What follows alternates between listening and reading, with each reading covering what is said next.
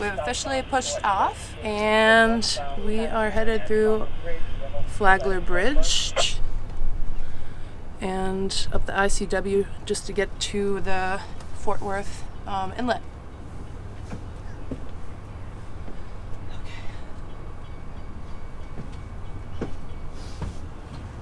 It's cold this morning. And like that, we're off and legally permitted to take this new partially commissioned 15-ton sailboat out and wreck it into anything we wish. Fortunately, we have bigger goals in life, like making it to Fort Lauderdale where our sweet vinyl wrap awaits us, so we can look good while we're making bad sailing decisions. So we are almost 6 hours into our passage from West Palm Beach to Fort Lauderdale. We're switching marinas to get closer to our work dock, which we have scheduled a pull out finally for tomorrow. There's not much wind, so we are just motoring there, unfortunately. It seems like the longer we delay finishing our commissioning, the more items get added to our list to be checked. And just on this motoring passage down, we noticed that the port rudder seems to be shuddering all the time, or just when it's steering? Off and on. Off and on, it's shuddering. We can't really tell if anything's loose or if something might be caught up on it. Maybe from the harbor we were at, or we caught something in the ocean here. You started again from the beginning. Oh, you can do it too. I'll jump in. We No, also... she's wrong. Let me do it. Okay, listen. The boat speed isn't showing, and I think that the transducer that goes through the hull is just, I don't know, from sitting at like the West Palm Marina for 6 weeks, I think it just got some gunk on it. It was pretty dirty marina in the water. Anyway, the marina itself was awesome. That is the water that both John Michael and Dexter separately fell into. Stay tuned for antibiotic prescription. That's true. So when we get to this marina here, I'm just going to pull it out of the hull and clean it, just make sure that it spins freely. I'm sure that's all it is. Wow, we did see Fort Ocean in the marina cleaning up the water. Thank you.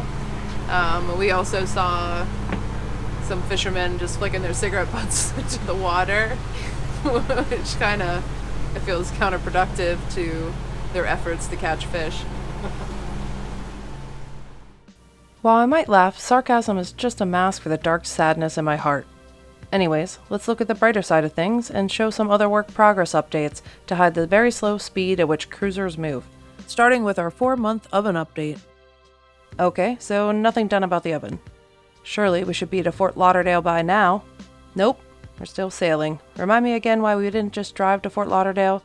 Let's just check on other updates. So the cockpit lazarette didn't fit the Bauer Junior 2 air compressor. This compressor runs off electricity via a plug in the lazarette, which requires a generator to be running, which means it runs off a diesel. So a cutout was made in the fiberglass, which allows this monster to be dropped in. So now we just prop open the guillotine known as a lazarette hatch and use the compressor to fill necessities like scuba tanks and our old friend Patches, a magical unicorn who, despite having innumerable crotches placed upon him, continues to cling to life with the help of Gorilla Tape patchwork. The compressor doesn't get too hot in the lazarette and can easily be removed for service or theft by 2 medium-strength girls or 1 super-strong girl and her husband.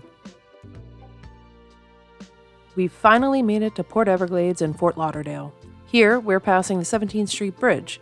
This slow-ass sailboat is why you landlubber motorists have to sit in traffic twice an hour at drawbridges. You're welcome. We would have shown you how the pros dock their boat, but the DP is still learning how gravity works. So for now, just lie down and relax. Parking your boat does get easier with time, but a year later, I can still feel my arse pucker a little when moving this Saba monstrosity. So we've made it a habit to have celebratory drinks every docking, every anchoring, and every mooring to ease the tension. Also, with every sunset, dinner with friends, game nights, and also anytime we're thirsty. Now that you guys saw that successful docking video, it's time to cheers. I played a crucial role in that docking maneuver. She was simply at the helm where I was in charge of making a friend dockside to help me with the lines.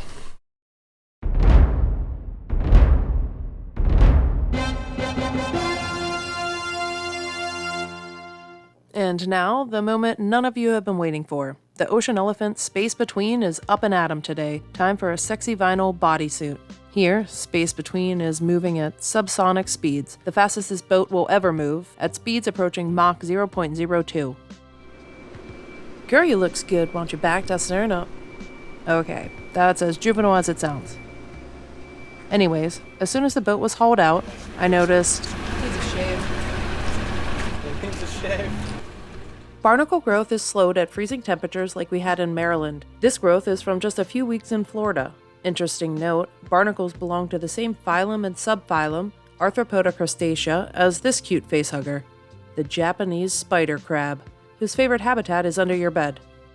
Barnacles don't damage the hull by burrowing into it or anything crazy like that. No, they're just trying to survive like any other normal living creature, by cementing its head to a surface, absorbing oxygen through its skin, and filtering out food with feathery legs.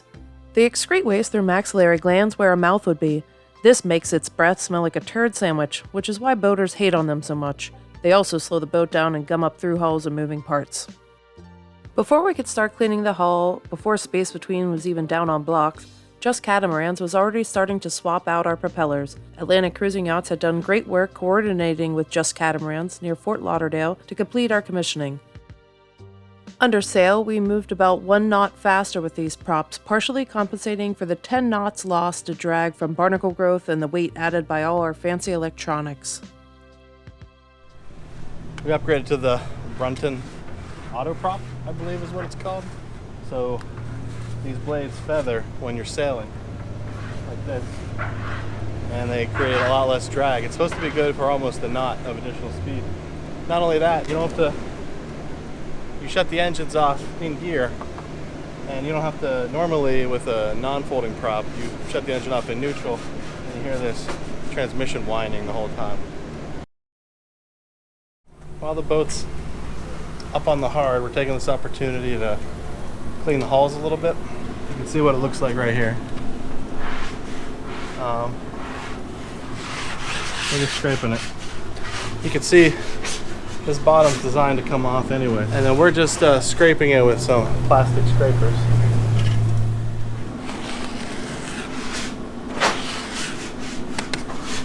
It's not a comprehensive bottom cleaning. You know, I'm not even sure it really needs it, but since we're here, and it'll take us about an hour maybe to scrape it while we're waiting for the crane to come back. Don't get me wrong, I love cruising life, but when you hear this, Take us about an hour maybe to scrape it. Take us about an hour maybe. you know it's bullshit. Because boat life is constant work, hard work, and when you're not doing work, you should be doing work. And when you know you should be doing work, but not doing that work, that little 1-hour job you had to do will somehow turn into a 3-day project due to your procrastination and negligence. But realistically, you know it's all a lie from the start, because there are no 1-hour boat projects. If you can review this boat work flow chart without cringing, then cruising life might be for you. Alcohol is permitted during this test.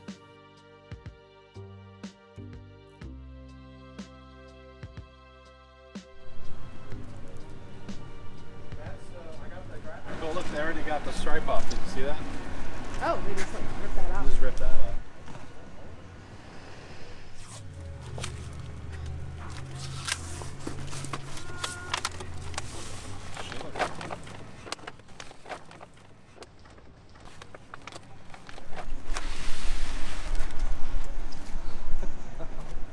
Yellows are the first to drop, so you have a lot of yellows in your. Okay. So that's why I really highly recommend doing this one. This vinyl sticker is printed on an Epson printer, kind of like you or I have at home, just tens of thousands of dollars more. Since this is a job that we can't do ourselves, we set up a time-lapse video and left to go drinking. Day 1, they get both sides mostly covered. This 3M Envision Wrap film is non-PVC, phthalate-free, and partially made from bio-based materials. Napkin math shows this equals 912 servings of vegetables. The film has some forgiving stretch for application, and various red ripcords you can see here contain a wire that is under the wrap and pulled up to cut the edges. On day 2, the windows are cut out and additional details applied along with the roof. One benefit of a wrap is that it protects the gel coat from inevitable discoloration over time from UV damage. We covered the entire side with a rectangular piece of wrap. This means the white is part of the wrap, not the gel coat. If we had only applied wrap pieces shaped like colored areas, we would risk having uneven gel coat color if the vinyl were ever removed in the future.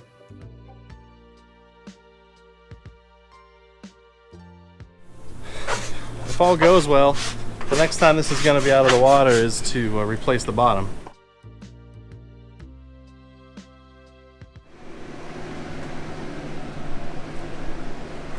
Let's check out the vinyl.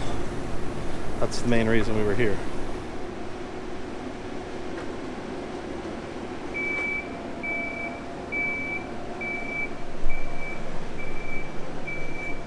This was done by Burl at Wraps 1, or Vehicle Wraps LLC in Florida, Fort Lauderdale. He did a great job. He's a super nice guy, and the price was reasonable. I'm not going to say it was affordable, but it's a lot of vinyl. So here you can see our bold and beautiful blue AB tender. Long before we ever sailed a boat, we loved the yellow and gray colors on Gone with the Wind's Highfield that matched their boat.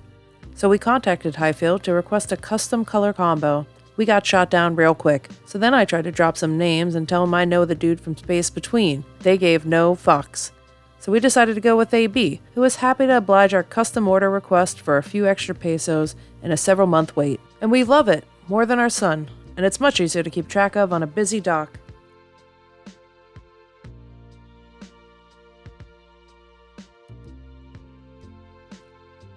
You might want to snort some Dramamine and keep your eye on the horizon for this ending. We let a 9-year-old film the splash.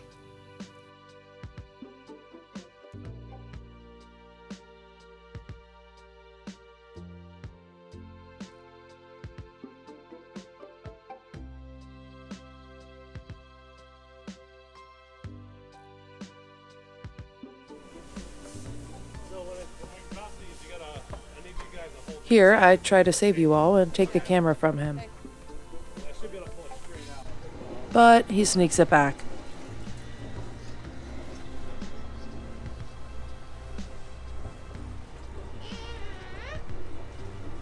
You can now text in your vote on who is a better DP, Dexter or Katie. Be sure to enter your credit card information in first in order to cast your ballot. And like that, Space Between is starting to shape up and almost ready to ship off. Thanks to the financial support from viewers like you sending us your credit card information, we were able to buy a drone for a more dramatic Michael Bay ending to this episode.